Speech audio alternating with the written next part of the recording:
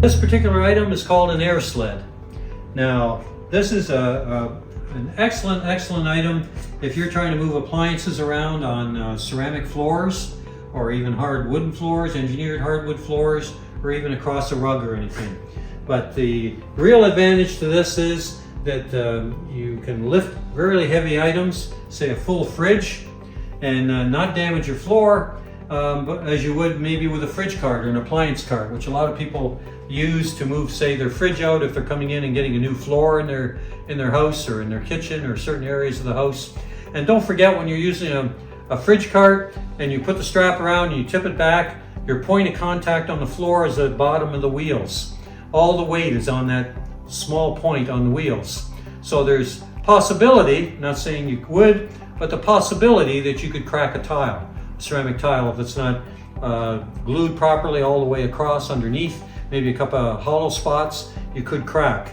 But with this particular item, the air sled, you're actually lifting your appliance up on a cushion of air. Now, you got a little vacuum unit. It just plugs into a normal outlet.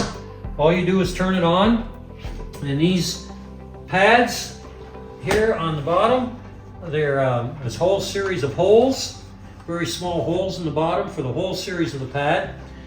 And what you do is, let's say you're doing a fridge, you'd slide these underneath the fridge, and then when you turn the unit on, these will lift up, and they'll lift your appliance up. Now, the thing to remember is, what you want to do is have these as close to the floor as possible. That gives you the maximum lift. If you let these things lift way up, with 3 inches, then the bottom rubber here will bow out, and you're losing your air off to the side, and that's your lift. So the more that it's kept to the floor and tight, it's pushing against the floor and lifting your appliance up.